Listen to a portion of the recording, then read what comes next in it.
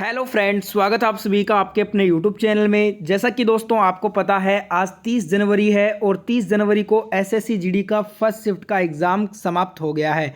First shift में जो original question पूछे गए थे आपसे, रियल क्वेश्चन, वो सभी क्वेश्चन आ चुके हैं मेरे पास। तो सभी क्वेश्चन करने वाले हैं इस वीडियो में। पूरा वीडियो एंड तक देखिएगा। जिन्होंने भी अभी तक इस वीडियो को लाइक नहीं किया है तो फटाफट से वीडियो को लाइक और शेयर कर दीजिए। रोजाना एसएससी जीडी का एग्ज़ाम एनालिसिस सबसे सटीक और सबसे पहले देखने के लिए चैनल को सब्सक्राइब करके बेल आइकन ऑन कर लीजिए। तो चलिए स्टार्ट करते हैं फर्स्ट क्वेश्चन के साथ।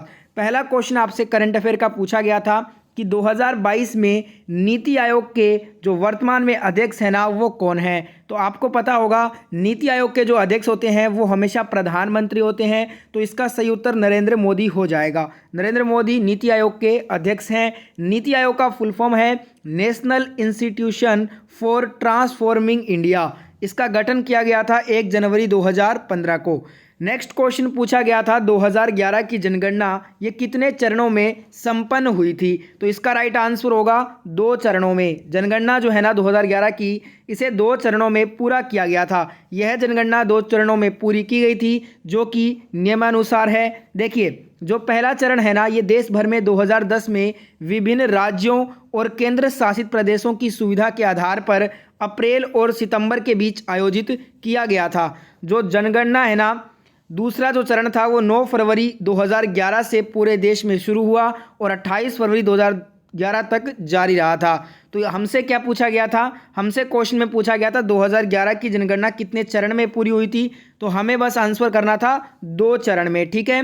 नेक्स्ट क्वेश्चन जो पूछा गया आपसे, बेब्रोन जो स्टेडियम है वो कहाँ पर लोकेटेड है, ये पूछा गया। तो बेब्रोन स्टेडियम दोस्तों ये पश्चिमी भारत में मुंबई में एक क्रिकेट का मैदान है जिसे ब्रिटिश बॉम्बे काल में बनाया गया था। तो ऑप्शन में मुंबई शहर दिया था और मुंबई आपका राइट आंसर होगा। जो बेब्रोन स्टेडियम है ये क्रिकेट का स्टेडियम है। ठीक है। नेक्स्ट क्वेश्चन पूछा गया था ईस्ट इंडिया कंपनी भारत कब आई थी। एग्जैक्ट यही सवाल आया था। देखिए, ईस्ट इंडिया कंपनी की स्थापना अगर पूछ ले तो 31 दिसंबर सन 1600 को ईस्ट इंडिया कंपनी की स्थापना हुई थी। भारत कब आई थी, तो भारत आगमन हुआ था 24 अगस्त 1608 में कैप्टन विलियम हॉकिंस नेतृत्व में भारत के सूरत बंदरगाह अपने जहाज हेक्टर में आए थे। तो यहाँ पे जो आपका राइट आंसर होगा वो होगा 24 अगस्त 1608। कंपनी जो ईस्ट इंडिया कंपनी है इसका समापन कब हुआ था, 1 जून 1874 को कंपनी का समापन हो गया था और कंपनी की स्थापना 31 दिसंबर सन 1600 को हुई थी। नेक्स्ट क्वेश्चन जो पूछा गया, मिल्खा सिंह को 2016 में कौन सा अवार्ड मिला था। तो 2016 में भारत गौरव अवार्ड से नवाजा गया था मिल्खा सिंह जी को। इन्हें फ्लाइंग सिख के नाम से भी जाना जाता है और मिल्खा सिंह जी को 1959 में पद्मश्री भी मिल चुका है। नेक्स्ट क्वेश्चन पूछा था आपसे, वैज्ञानिक और औद्योगिक अनुसंधान परिषद CSIR की पहली महिला महानिदेशक कौन बनी है। तो ये बनी है एन कलाई सेल्वी। एन कलाई सेल्वी जो है ये वैज्ञानिक और औद्योगिक अनुसंधान परिषद CSIR की पहली महिला महानिदेशक बन गई हैं। कुछ बोल रहे थे स्टूडेंट कि ICAR का डायरेक्टर पूछा है, तो Indian council of agricultural research का जो डायरेक्टर है ना वो हिमांशु पाठक हैं और ICAR के जो चेयरमैन हैं वो कृषि मंत्री नरेंद्र सिंह तोमर हैं। तो बताइएगा दोस्तों, CSIR का महानिदेशक पूछा था या फिर ICAR का डायरेक्टर पूछा था। अगला क्वेश्चन, मांग और सप्लाई नियंत्रण के लिए उपयुक्त विकल्प का चयन कीजिए। ये एग्जैक्ट सवाल था, इकोनॉमिक का क्वेश्चन था ये।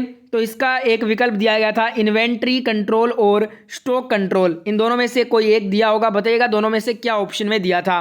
नेक्स्ट क्वेश्चन पूछा गया था, सम्राट अशोक का मृत्यु कब हुआ था। देखिए, मौर्य राजा सम्राट अशोक की मृत्यु 232 ईसा पूर्व में हुई थी और चक्रवर्ती सम्राट अशोक का पूरा नाम क्या है, देवाना प्रिय अशोक मौर्य इनका पूरा नाम था। अशोक का जो अंतिम युद्ध था ना वो कलिंगा का बैटल था।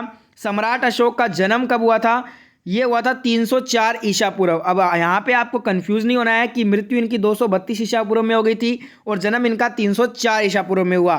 तो देखिए जो बीसी होता है वो उल्टा में चलता है, विपरीत में चलता है, इसलिए आपको इसमें कंफ्यूज नहीं होना है। नेक्स्ट क्वेश्चन पूछा गया था करंट अफेयर का, 49वें चीफ जस्टिस ऑफ इंडिया कौन थे।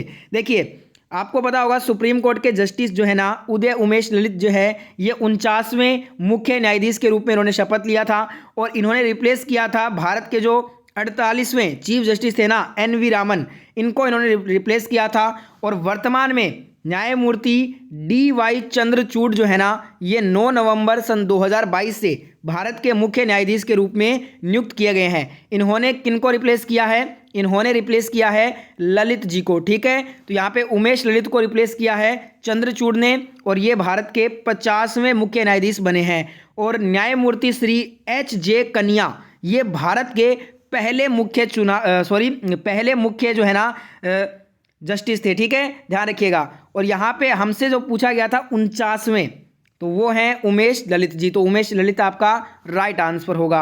अगला क्वेश्चन आया था भारत के नियंत्रक महालेखा परीक्षक जो CAG है ना के कर्तव्य एवं शक्तियां किस अनुच्छेद में वर्णित है। इनका जो है ना नियुक्ति नहीं पूछा है, अगर नियुक्ति पूछता CAG की तो 148 आपका राइट आंसर होगा, पर पूछा क्या है देख लीजिए, भारत के नियंत्रक महालेखा परीक्षक CAG के कर्तव्य एवं शक्तियां जो है ना वो किस अनुच्छेद में है ये पूछा गया था। तो इसका राइट आंसर होगा अनुच्छेद 149 में वर्णित है, ठीक है, अधिनियम 1971 के तहत, और इनका जो नियुक्ति है वो अनुच्छेद 148 के तहत होता है।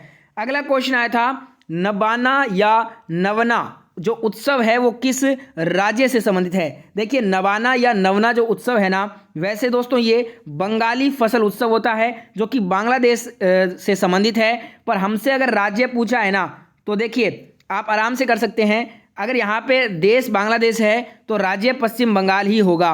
तो यहाँ पे भारत में यह बांग्लादेश, पश्चिम बंगाल, त्रिपुरा और असम में मनाया जाता है। तो बताइएगा ऑप्शन में पश्चिम बंगाल, त्रिपुरा, असम में से कौन सा स्टेट दिया था। अगर देश पूछा था तो आपका बांग्लादेश करेक्ट होगा, बताइएगा। अगला क्वेश्चन आया था उत्तराखंड का लोक नृत्य कौन सा है। एग्जैक्ट सवाल नहीं मिल पाया है, ये जितने भी स्क्रीन पे है ना ये सभी उत्तराखंड के लोक नृत्य हैं, इनमें से कोई एक पूछा होगा।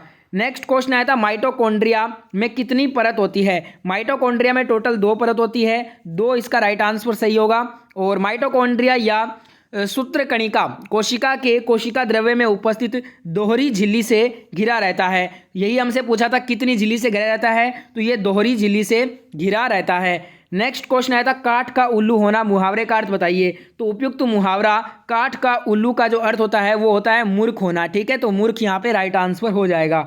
अगला क्वेश्चन आया था वैज्ञानिक सोच और मानवतावाद को विकसित करने के लिए क्या जरूरी है। तो वैज्ञानिक सोच और मानवतावाद को विकसित करने के लिए मौलिक कर्तव्य आवश्यक है। तो मौलिक कर्तव्य ऑप्शन में दिया था वो राइट आंसर होगा। मौलिक कर्तव्य के बारे में थोड़ा डिटेल से समझते हैं। मौलिक कर्तव्यों को 1976 में स्वर्ण सिंह समिति की सिफारिशों में जोड़ा गया था। टोटल 10 मौलिक कर्तव्य जोड़े गए थे 42वें संविधान संशोधन 1976 के माध्यम से, ठीक है। संविधान में मूल रूप से 10 मौलिक कर्तव्य थे, बाद में 86वां जो संविधान संशोधन किया गया सन 2002 में, इसके द्वारा 11वें मौलिक कर्तव्य को जोड़ा गया। 11वां मौलिक कर्तव्य बच्चों को निःशुल्क प्रारंभिक शिक्षा से संबंधित था। एक क्वेश्चन आया था समुद्र का पर्यायवाची। तो सागर, जलधि, सिंधु, रत्नाकर, नीरनिधि, पयोधि, नदीश, निर्धि, ये सभी जितने भी आप देख रहे हैं ये सभी समुद्र के पर्यायवाची हैं, इनमें से कोई एक विकल्प में रहा होगा।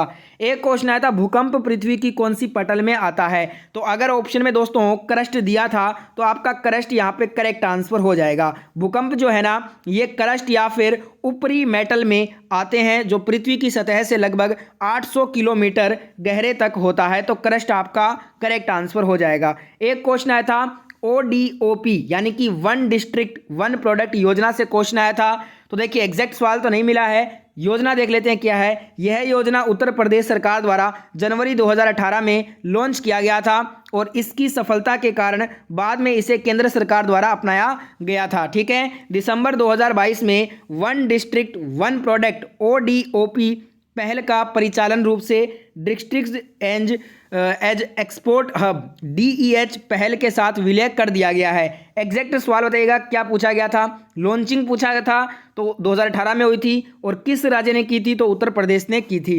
नेक्स्ट क्वेश्चन यहाँ पे ये भी एग्जैक्ट सवाल नहीं मिल पाया है। भरतनाट्यम नर्तक जिन्हें पद्म अवार्ड दिया गया वो पूछा गया था। तो मैं आपको सभी बता देता हूं, भरतनाट्यम और कुचिपुड़ी से संबंधित यामिनी कृष्णमूर्ति को पद्मश्री मिला था 1968 में, पद्म भूषण मिला था सन 2001 में और पद्म विभूषण 2016 में मिला था। इसके बाद करते हैं बात भरतनाट्यम की, तो पद्मा सुब्रमण्यम इन्हें पद्मश्री 1981, पद्म भूषण 2003 और कुचिपुड़ी के से संबंधित जो गदम पद्मजा रेड्डी जो है ना, इन्हें पद्मश्री सन 2022 में ही हाल ही में मिला है। सोनल मानसिंह की बात करें तो ये भरतनाट्यम और ओडिसी से संबंधित हैं। इन्हें 1992 और 2003 में पद्म भूषण के सबसे कम उम्र के प्राप्तकर्ता के रूप में जाना जाता है। 2003 में इन्हें पद्म विभूषण के सबसे कम उम्र के प्राप्तकर्ता भी ये रह चुकी हैं। राजा एंड राधा रेड्डी की बात करें तो कुचिपुड़ी से संबंध रखते हैं। इन्हें पद्मश्री मिला था 1984 में। तो बताइएगा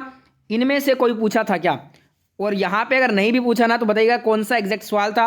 और ये जितने भी मैंने आपको बताए हैं ना, इनको एक बार रट कर जाओ क्योंकि यहीं से बार बार क्वेश्चन बन रहा है। नेक्स्ट क्वेश्चन आया था कपास, जूट, रेशम, ऊन की वस्त्र किस उद्योग के क्षेत्र में है, तो ये मुख्य रूप से सूती वस्त्र उद्योग के क्षेत्र में आती हैं। ठीक है। नेक्स्ट क्वेश्चन पूछा गया था स्थावर का विलोम, तो जंगम हो जाएगा, ये रिपीटेड सवाल है हिंदी के। सक्रिय का विलोम पूछा था, अक्रिय और निष्क्रिय दोनों ही करेक्ट हैं। ठीक है, तो ये थे आज के फर्स्ट शिफ्ट के रियल क्वेश्चन जो पूछे गए थे। जिन्होंने भी इस वीडियो को लाइक नहीं किया है एक बार लाइक जरूर कर दीजिए। वीडियो को लाइक करने के साथ साथ वीडियो को शेयर भी कीजिए और रोजाना SSC GD का एनालिसिस देखने के लिए चैनल को सब्सक्राइब कर लीजिए और बेल आइकन को ऑन कर लीजिए। मैं मिलता हूँ नई शिफ्ट के साथ। जय हिंद, जय भारत।